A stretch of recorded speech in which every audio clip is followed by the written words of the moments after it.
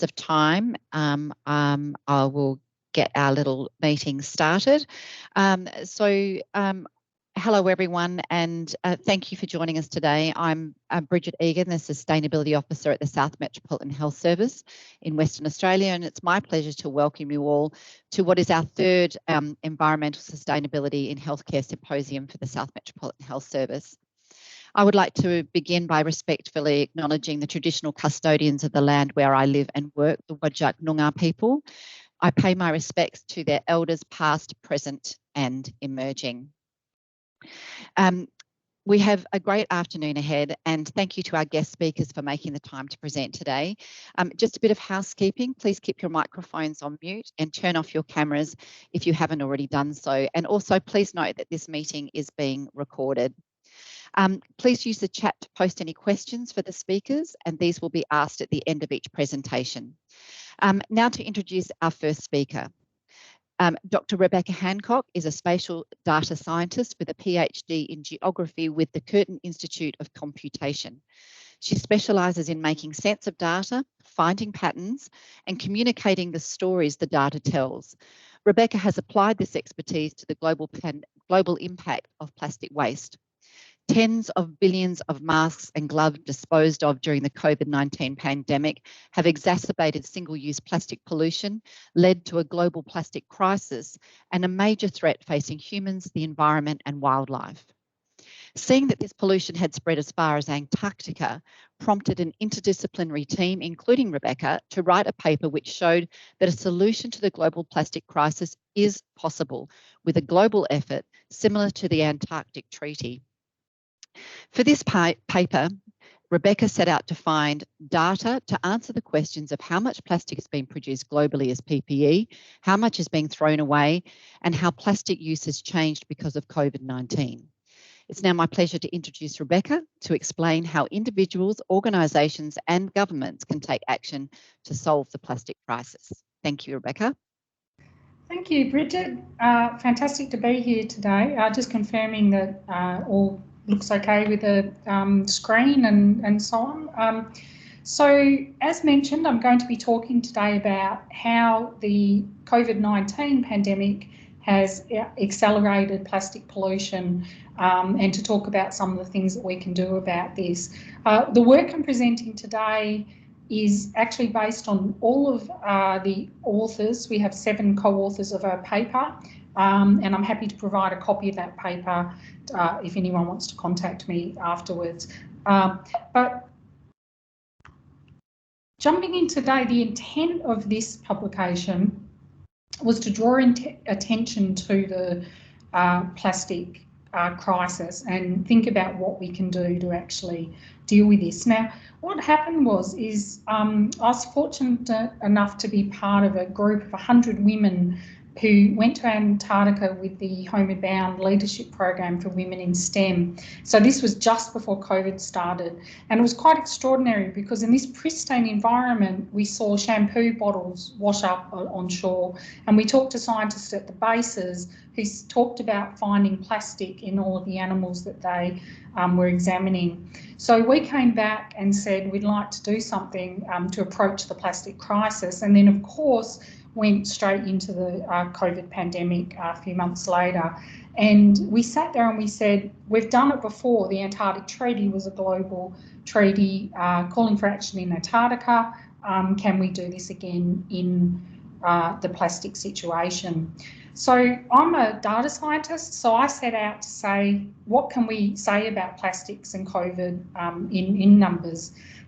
So starting first, if we look at how much plastic has been produced globally, since the 1850s, there's been a rapid increase every year in the amount of plastic that's been produced. And by 2015, it was estimated that there were 8,300 metric million tonnes of plastic that had been produced to date. So where does all this plastic go? Because people often think, you know, we recycle it and so on, but plastics being made from fossil fuels is non-biodegradable. And it means that every bit of plastic ever produced ever since the 1850s is accumulating somewhere in the environment, whether in landfill or in the oceans, unless it's in use. And since the 1990s, while we have had increasing rates of recycling and incineration of that plastic, and there's data around that, in 2015 it was estimated that 60% of all plastic ever produced still remains in the natural environment. And the question is, where does it go, and how's it changed with COVID-19? So on the right is literally in 1 week of my just walking around, pictures of face masks that I saw disposed of. But I was interested not just locally, where it seemed that there was an increase in plastics, but to say globally how much plastic was being produced following COVID-19. Is it being thrown away? How has it changed? Finding data was quite difficult because this was started last year, so it was not long after the pandemic began. And a lot of this data is buried in industry reports on factory production on plastics around the world. And of course, everyone was quite distracted by the pandemic itself. But we did manage to find some data.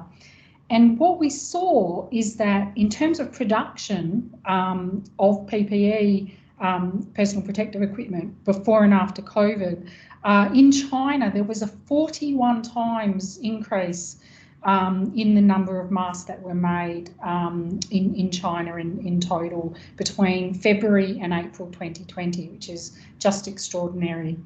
And in one company, 3M's monthly production in the US between December and July, there was oh, sorry. Oh, my apologies. There was oh, you go. There was a two times. Sorry, I think there's someone that hasn't got their microphone muted. Okay, no worries. I'll skip it as a question then.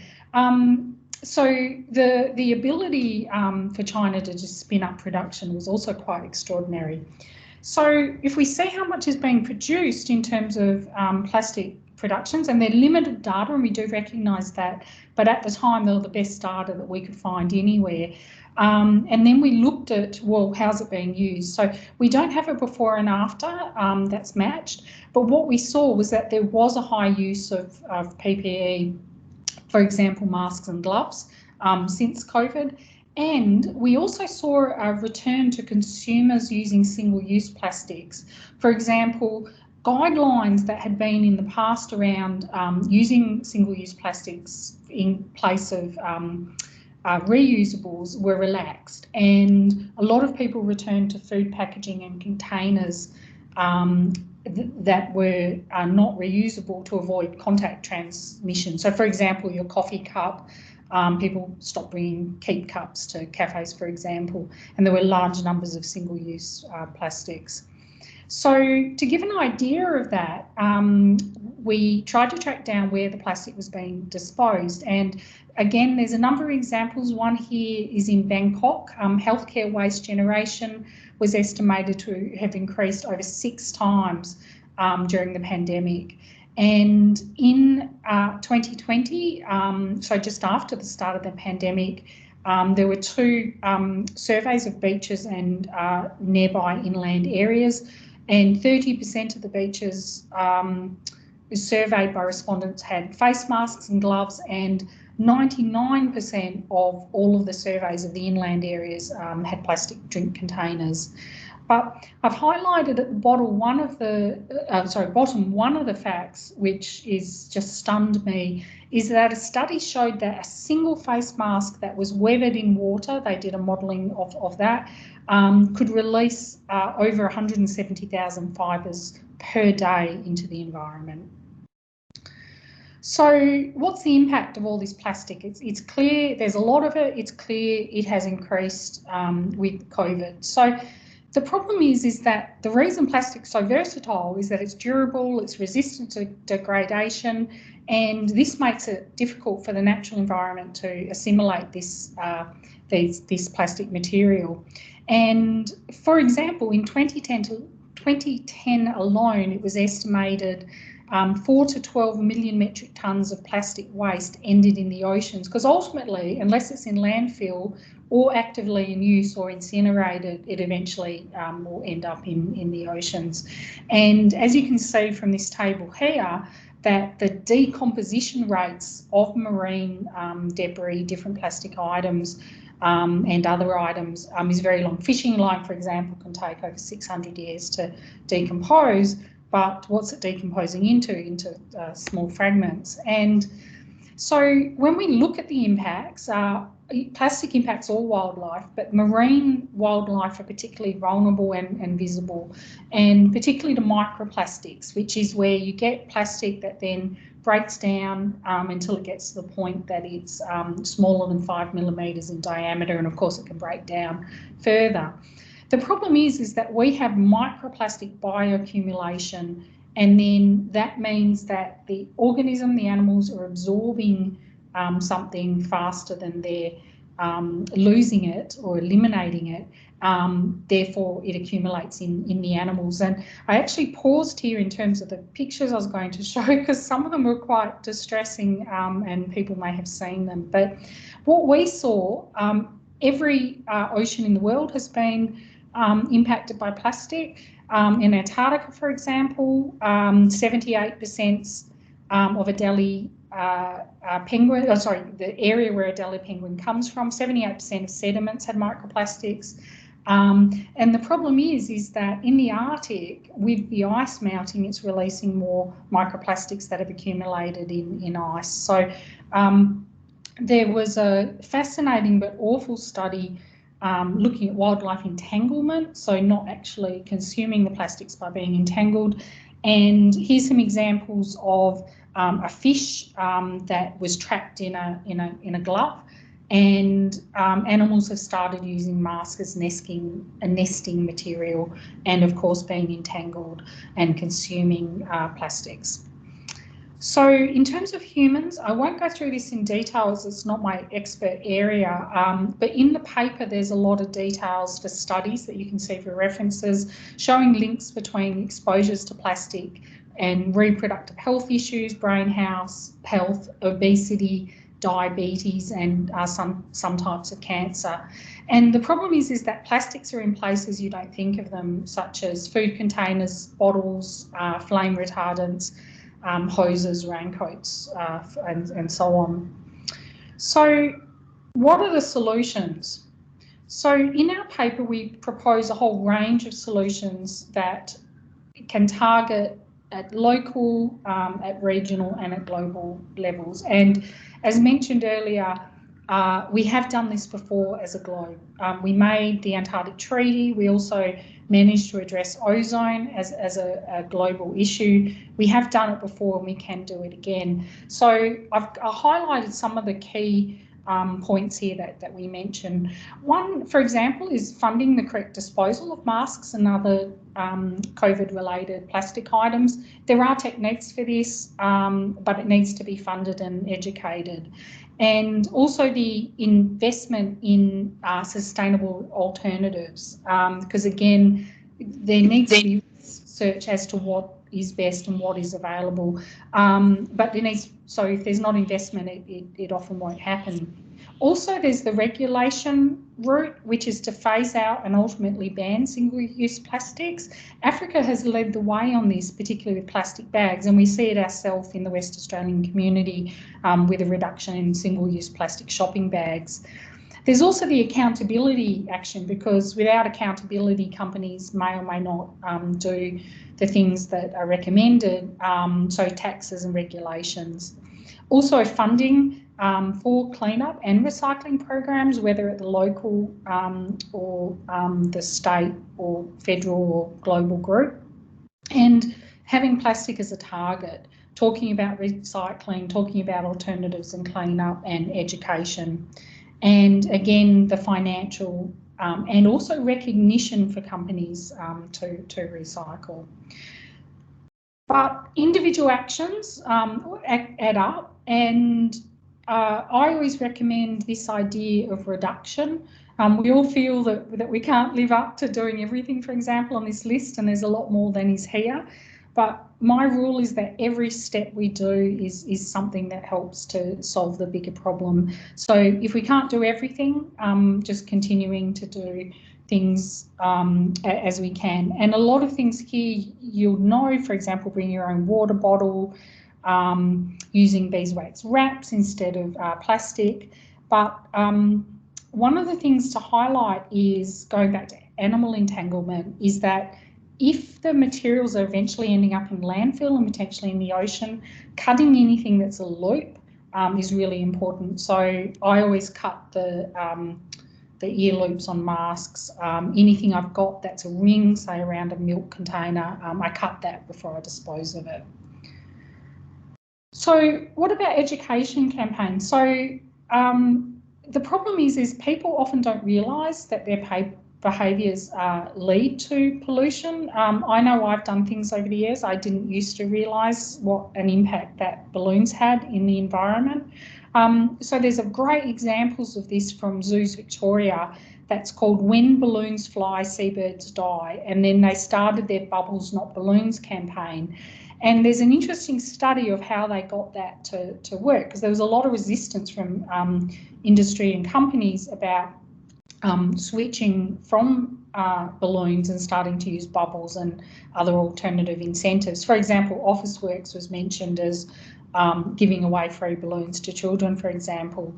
So what they did is they promoted social behaviour and around the use of bubbles, and they actually got these companies to change, and it's quite extraordinary. So this was both companies and state governments, and what they found is it did lead to a decrease in balloon litter found on beaches and in the stomachs of seabirds. And the reason balloons are such an issue is that you see on the right the blue balloon and a jellyfish.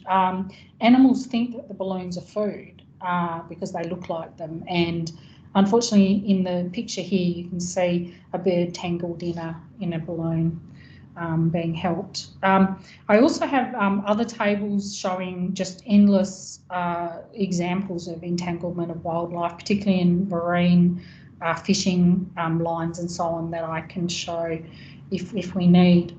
But what I want to talk about today is finally saying, in a medical context, given the background of the audience here, is what can we do about reducing medical waste, such as PPE, but also things like gloves, blueies and so on. Now, I have to say first up, I can't comment directly on this. You're the experts. I think what you do is absolutely amazing. But I thought I could ask some questions to think about here. So the other one, or the first one, is going back to this idea that even if we can't reduce entirely, because sometimes we need to be using some of these products, anything that leads to minimisation is good and is always worthwhile, rather than thinking we can't do anything. Also, reuse, for example, of masks, but requires education on how to do that correctly. Also, disposing of medical waste so it doesn't impact wildlife, which again we'll get into the waterways. Education and administration supplying reusables rather than disposables, and thinking about what are the easiest and safe options to tackle. And I would just love to hear from people who have, of course, worked directly in this. There's also lots of initiatives around recycling medical plastic and waste. And I've shown a figure on the right that's from just one example paper. I don't go into this research and initiatives here, but they're definitely out there. So in summary, I wanted to say is that in just over 100 years, humans have polluted the whole planet, every ocean, even Antarctica. And the numbers do show that the COVID-19 pandemic has exacerbated the single-use plastic pollution. But we do believe that there is a cure. Small changes add up, and things can be done as individuals and as government and for the whole globe, and we can address this. And I've got a link there again to our paper in Science of the Total Environment. So thank you very much. The work here represents hard work from all of my colleagues. and happy to answer any questions. And of course, I've got lots more slides I could talk about today. Thank you very much.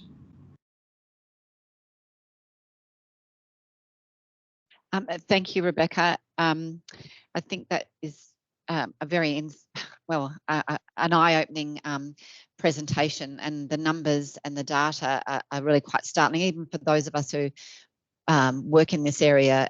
Sometimes it's just really important to see it presented in that way, because it reminds us of why we're doing what we're doing. There was a couple of things that I wanted to ask you, and I just encourage anyone who's got any questions for Rebecca about her presentation to pop them in the chat. Is there any way to date plastic, so to age them? So when you're saying that with the ice caps melting, are we able to see from how far back the plastics that are now coming into the environment have been in the ice caps, for example? Now, while I don't know that directly, because it's not my area, generally dating is based on organic matter. But what they can often find is that if they know the type of plastic it is, they know things were produced from a certain date or not. So I imagine there's people who might be able to do something like that, but I wouldn't have thought there would have been any measure like we have with organic matter for dating. Again, not my expert area. And one of the other questions I had was, if we've got the Antarctic Treaty, is there such a thing as a plastics treaty that's being developed that perhaps we can all get behind and support by writing to our local members or wherever it might be? Is there a global movement around reducing the volume of plastics that are being produced? Sadly, no. I think you're right. I think this is what we need to do to approach this. We did it with the ozone layer. I don't know if people knew that, but we faced exactly the issue with ozone around the world, particularly in Antarctica, and all of the countries got together and said we're going to ban ozone and similar gases. So there could be, and every bit of action on it by individuals, as you say, writing and asking for action on plastics, it all adds up and generates movement. Think of 20 years ago, imagining them banning single-use plastic bags at the supermarkets. It was inconceivable, and yet it's happened because of the public asking and calling for it. It's one of those things that's tied up with big business as well. Obviously, there's an industry have got a vested interest in continuing to produce plastics for a range of reasons. And in healthcare, I think we face the situation of infection prevention and how great single-use items have been in improving infection prevention. So it's certainly a challenge for us in healthcare. And a question from Vicky in the chat, what can we as hospitals do more around masks, given that we have a mask mandate at our sites currently and ongoing, and there's no real, I suppose, end in sight for us as yet. And most of the mask recycling options that I have explored involve a high degree of cost for us as organisations. Yeah, and the cost aspect, obviously, I can't comment on, but I do find that education, even as a non-medical person, has been important, because, as we know, there's different grades and types of masks, and some are great if you leave them out in the sun, some will degrade if you leave them in the sun. Studies have shown that some need to be left for a certain amount of time, certainly with COVID.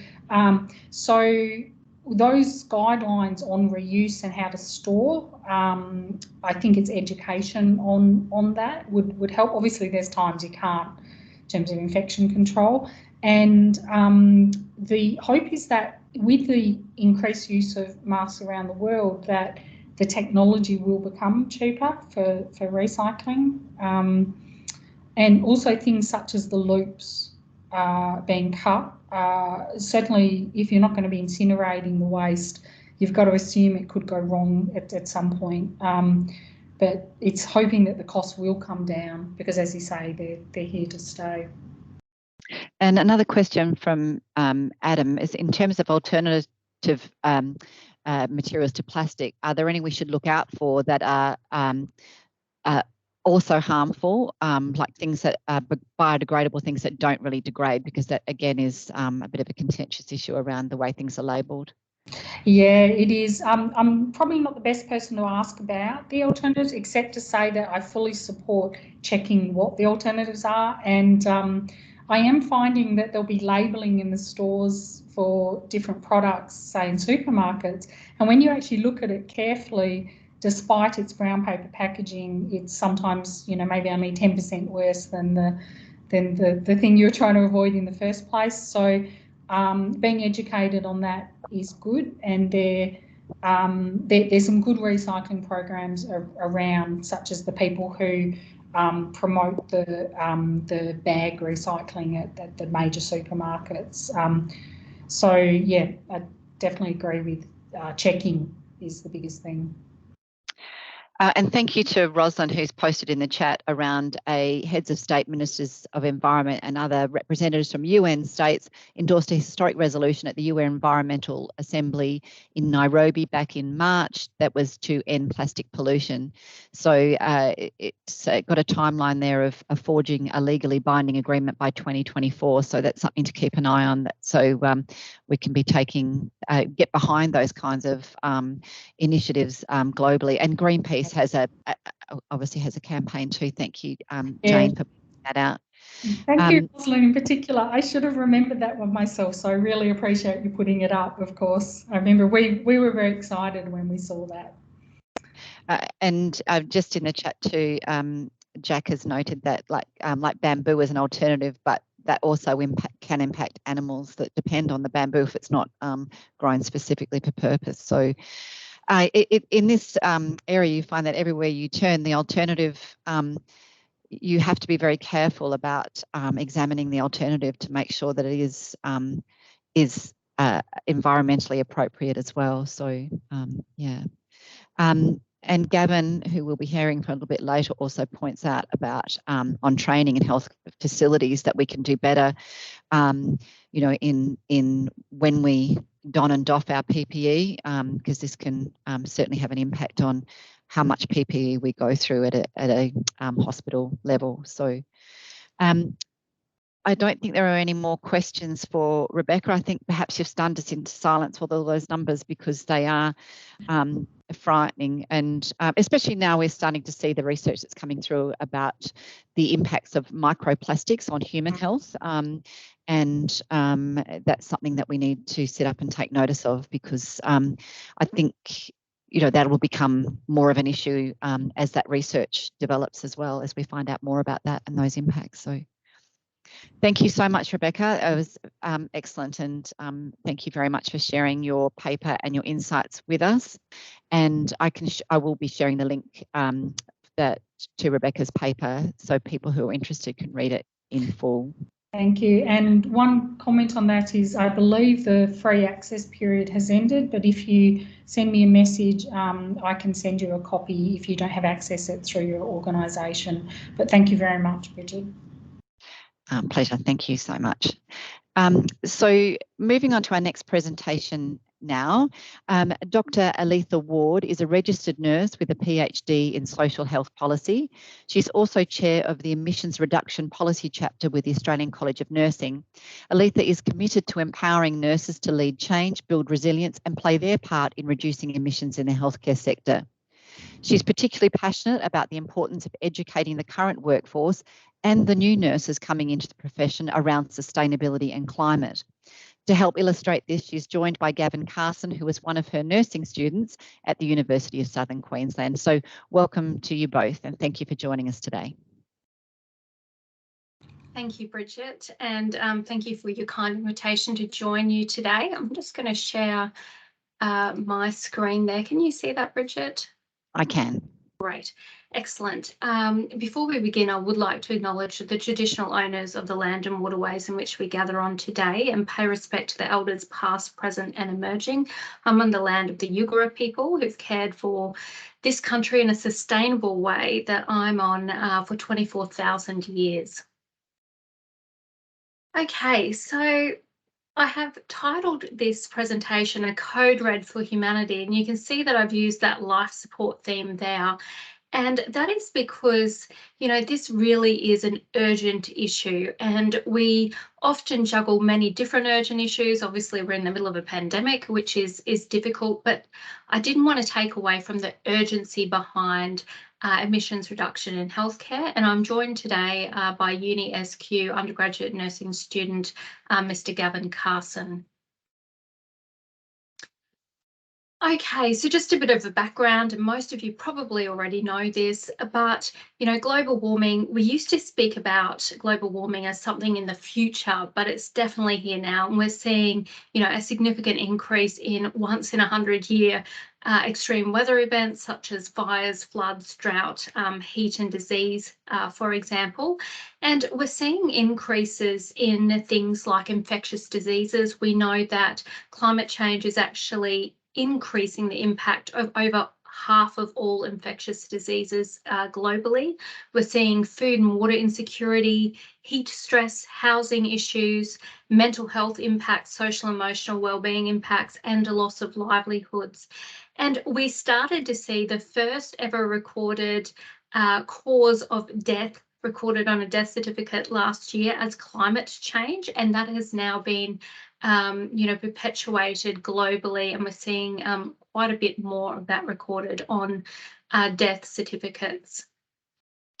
So why should we care? Obviously, we're going to care because we're going to look after people who are impacted by climate change, but this is the real issue here. Us as a healthcare industry is responsible for 7% of emissions in Australia, and I was so happy to come across Bridget in your role, Bridget, that you are a dedicated sustainability officer overseeing this, because it's so important. If we as a healthcare industry were a country, we'd be the 5th largest emitting country globally, which is quite significant. So there's a paradox for you right there. We not only care for the most vulnerable people who are impacted by climate change, we are causing it. So it is really important now that we can step up as all healthcare professionals and start really addressing the emissions that are coming and waste that are coming out of our industry. So, and obviously this has been perpetuated by COVID, and Rebecca, what a great presentation. You've really, explored well what the impact of COVID is on our environment, as far as our plastics and reusables, and that is quite significant. So myself, as a very proud registered nurse, I'm really invested in ensuring that nurses can lead the way in emissions reduction. We are the largest and most diverse healthcare profession in Australia and globally. There's 450,000 registered nurses in Australia and 28 million globally. So there's a lot of us. We are trusted, and we're in positions of leadership in workplaces and communities. And if you're, watching this and you're not a registered nurse, as a healthcare professional, you are as well, in a position of leadership. When we model good practice, we can lead and people take note. Not only do our colleagues take note, but our community takes note also.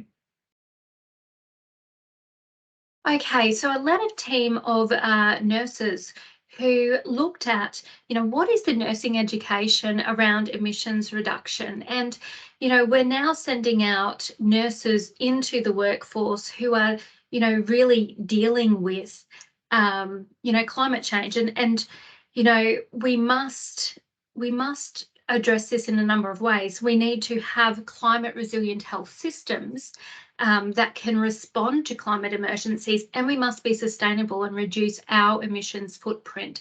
So how are we actually doing that? And are we actually educating our future and current workforces? So that is what this research looked at. We did rapid review methodology due to the rapidly evolving landscape, and we're seeing a rapidly evolving landscape politically in Australia as well around climate change. It has been called the last federal election the climate election. I'm not sure whether the government, who is our federal government now, realised that at the time, but I think they realise that now.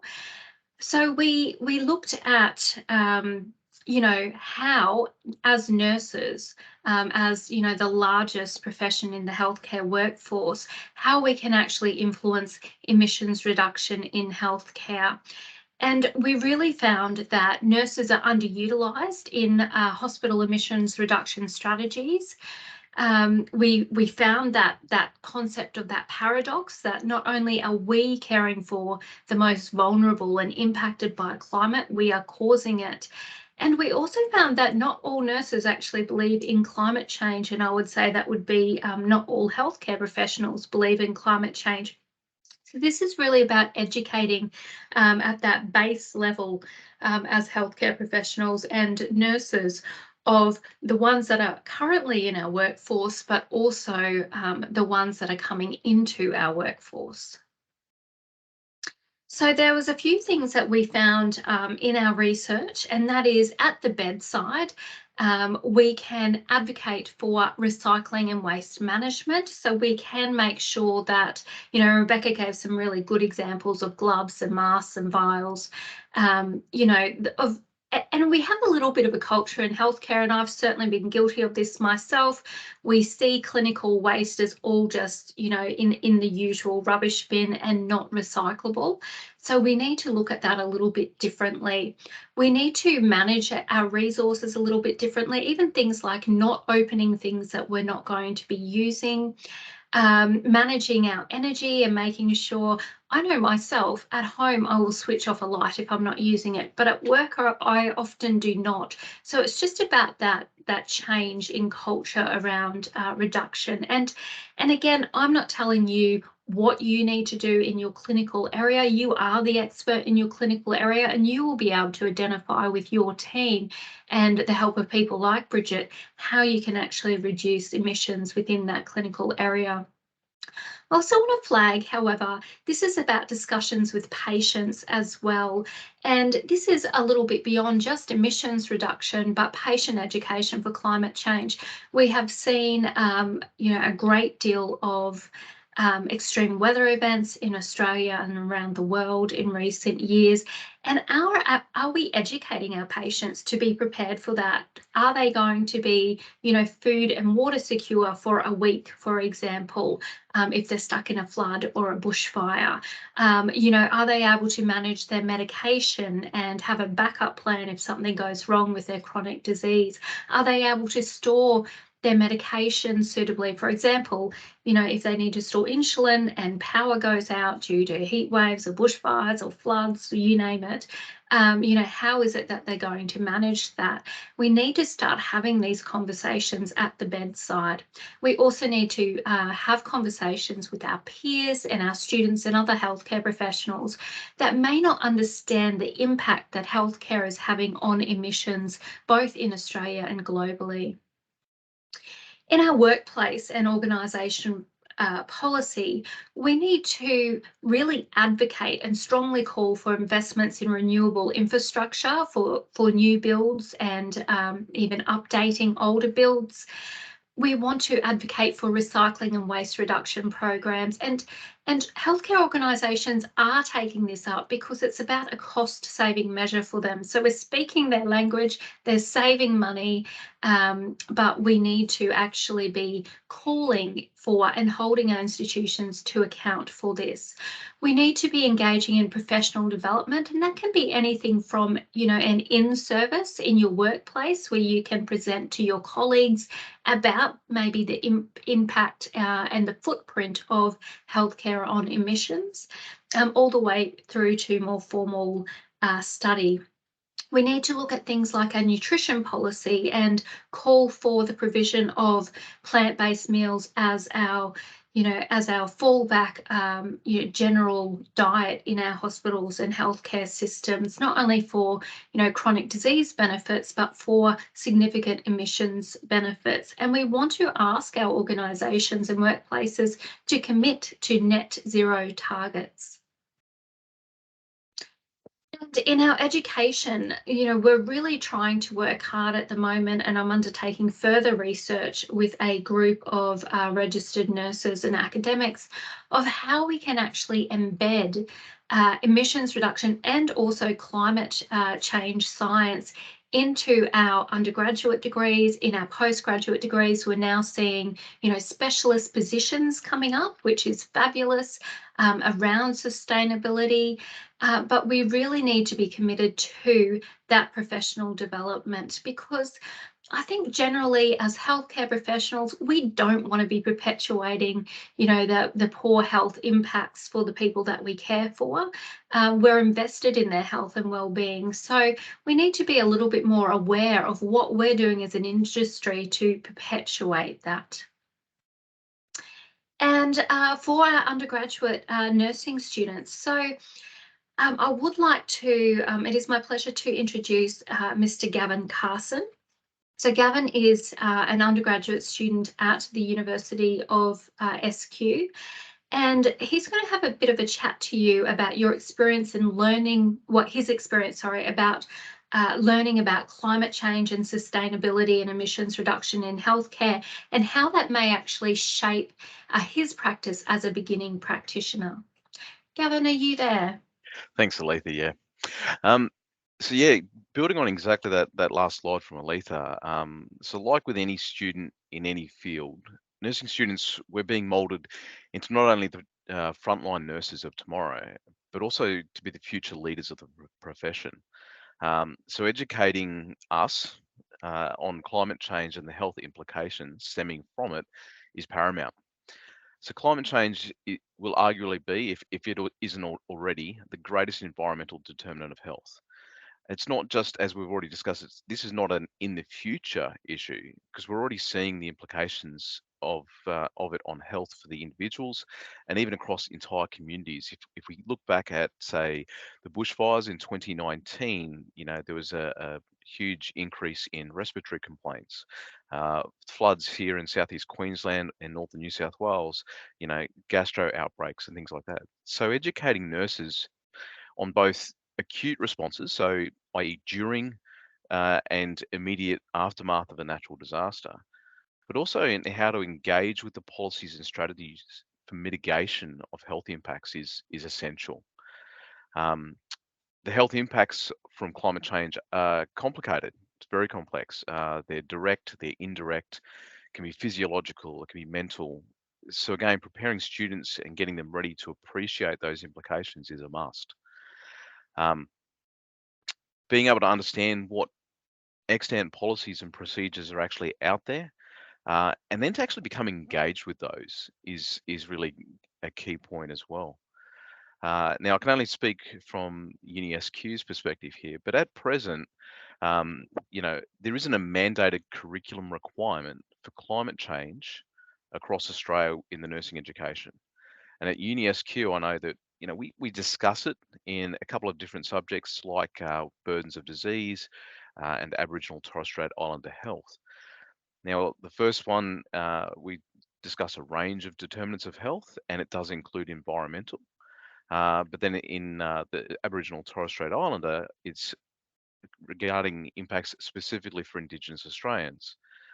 From my perspective, I found this to be really quite eye-opening, and Rebecca's presentation before widened my eyes even further. And realizing the complex interrelationship of climate change events, and then the second, third, and fourth order effects, and that's just on health. I'll give you the tip from my perspective. It's absolutely impossible to even scratch the surface when you're only getting a 1,000-word essay as an assessment. So while it's touched on through some of the subjects, it could be argued, and I for one would argue, that it's such a critical element for future nursing professionals that a dedicated subject should be mandated. But of course, education doesn't stop at the bachelor level.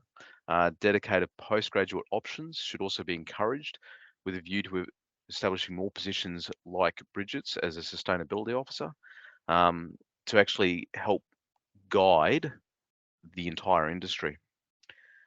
A key part of education is also dissemination of the information. So nursing students will take what they learn and be able to help then spread the good word.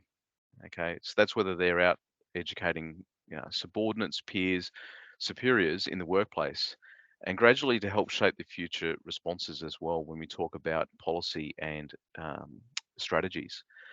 As has already been stated, it doesn't have to be diving into the changing government policies or organisational policies. It can simply be about changing our own practices and then helping others to educate others around us so that they can improve theirs. Thanks, Aletha. Wonderful. Thanks, Gavin. I'm really encouraged by students such as Gavin coming through and being our next nurse leaders, who are really starting to understand the impact of climate change and the need to reduce emissions within our sector. So I appreciate that presentation, Gavin.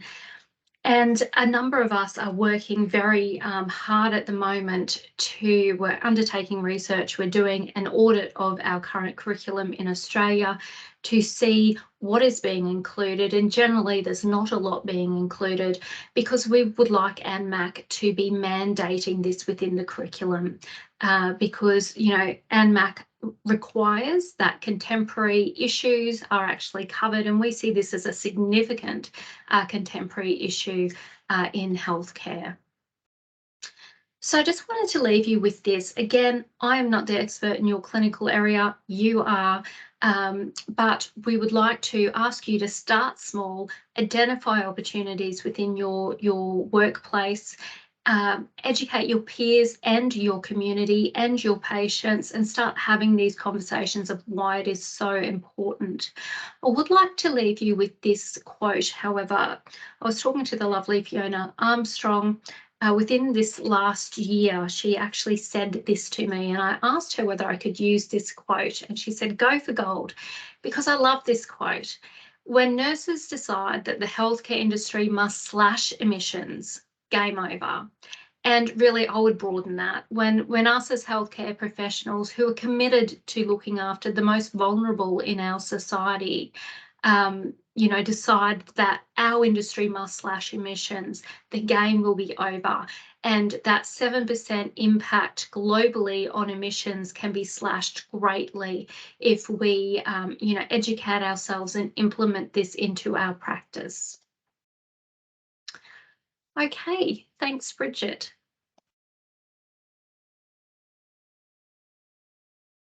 Thank you, Aletha. That was fantastic. And thank you, Gavin, as well, for your point of view, because you obviously are the next generation of nurses coming through the system. I'd just like to say from a SMARS perspective, our nursing staff are the absolute powerhouse of our environmental sustainability initiatives across the board. They are taking action, and we are fortunate at Fiona Stanley Fremantle Hospitals Group to have a dedicated nursing lead to environmental sustainability and climate health, and they are doing significant work in terms of engaging with their colleagues and driving change and seeking out opportunities to make a difference. So very proud of the work that our nursing staff are doing in SMARS. At the beginning, you talked about that nurses are underutilised in emission reduction strategies. As a health service, what are some practical ways that we can get our nurses more engaged in the strategies that we're undertaking, rather than that they're very active at the grassroots level on their ward and area level? What can we do more to get them engaged? Absolutely. Good question, Bridget. And as an educator, I will start with saying, you know, it's education. You know, so understanding what can be done and why it's important to do this, but also about engaging nurses in policy around this, because, you know, nurses are at the front line. And we know as a profession often where there's policy levers where we can actually, you know, lead change in this way. And I think I would like to see nurses become more involved in policy in that regard. One of the other things I picked up on too was around that nurses obviously at the bedside a lot and can have discussions with patients. And you talked about talking about climate resilience with patients. But what role do nurses have in enlisting patients as advocates for the work that they're trying to do in reducing emissions? An excellent question. You know, this isn't just about the healthcare industry. Obviously, we all have to you know, work towards reducing emissions. And, you know, I think it's also about, you know, having those conversations with patients of, you know, who are coming in with respiratory, you know, distress or heat stress, and saying, you know, this is linked to climate change, and this is why we need to be, you know, working really hard broadly as a community to be reducing our carbon footprint. One of our consultant anaesthetists has just posted that I think we need more support for nurses to get dedicated non-clinical time to work on projects such as this, which is what we've managed to achieve with our environmental sustainability lead in nursing. But it is rare. I don't know of too many other sites that have been able to get that resource freed up. So yes, we're quite fortunate here. I also You're certainly leading the way, Bridget, your organisation. I was just thrilled when you asked us to speak because I refer to your organisation a number of times in other talks that I give about this is what we need to be doing. So congratulations. Oh, thank you. It's all down to the wonderful nurses that I get to work with. Just on that, will you talk about there are specific modules around environmental sustainability, and so what work is being done to change that, and what role do universities and tertiary institutions have in stepping up in that? So there is a number of things like professional development modules that are available. In fact, I've written a number of them that are now out in the public sphere that we can access through things like our like ANMF. So there's those other professional development opportunities, and there's also some postgraduate qualifications around sustainability and healthcare, which we're fortunate to have, and they are developing along the way. However, I'm certainly leading the voice in Australia to go, we must have this mandated in our curriculum because, and speaking from our university, Uni SQ, we've got actually, well, what we believe we're currently doing an audit at the moment. We've got one degree that has got the most materials in there regarding climate change and sustainability, and as Gavin would agree with, that's still not a lot. Like literally that's a couple of weeks really what we're talking about, probably 4 weeks in first year, and then it's gone. And I even work with colleagues who don't understand why it is that I'm teaching this. So this is about educating us as a profession and really calling for this to be mandated through things like ANMAC. And there's a number of resources, both we're seeing in Europe and also in North America, that's really being implemented into schools of nursing and midwifery around those areas. So they are leading the way. It's time that we get on that ship before it sails.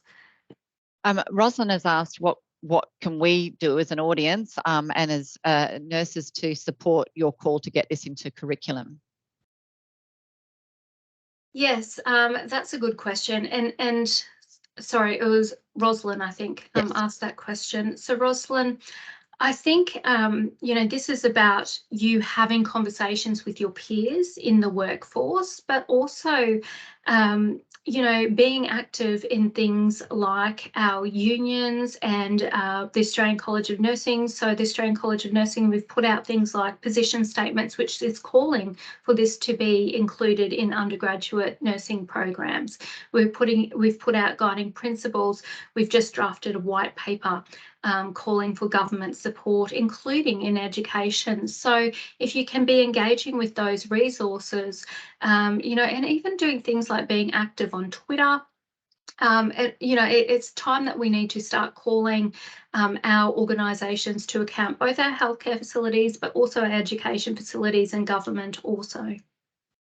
Belinda has asked if there are any existing online learning modules that can be included in training packages for new staff, because if we can just slot things that are already made in, it's always so much easier than starting from scratch. There certainly is, and there is actually a lot available. Again, unfortunately, a lot of that comes from overseas. But if you would like to email me or Bridget, whether you can make that or I can email it to you, Bridget, there's some excellent resources there that you can just literally utilise. They're free resources for you. They're open access so that you can utilise them in your training modules. Wouldn't it be great if every time we had orientation for healthcare professionals that this was included? Wouldn't that be great? absolutely amazing, and across the board. Jen Barsley, who was our environmental nursing lead, has said that the WA Chief Nursing and Midwifery Office is open to championing embedding climate change and education into nursing. So it's a work in progress. So that's good to know that there is action being taken. I think there is momentum building in all sorts of facets of healthcare, at the front line as well as at the back end, at the education end of our health professionals across the board, which is encouraging. There aren't any more questions coming in through the chat. Oh, Rosalind Morgan's also has shared some resources from Victoria, from, I think it's the Nursing and Midwifery organisation there. So, and Rebecca has also posted loads of resources in the chat if anybody would like to have a look at some of the recycling and other things that Rebecca has been popping in the chat. We have finished ahead of time, which is unusual in a forum like this. But I would just like to, if there are no more questions, I'd just like to thank our guest speakers, Rebecca, Aletha and Gavin, for giving us your time this afternoon. And I think the more of this kind of education and sharing of information we can do, this is the way we'll accelerate change. I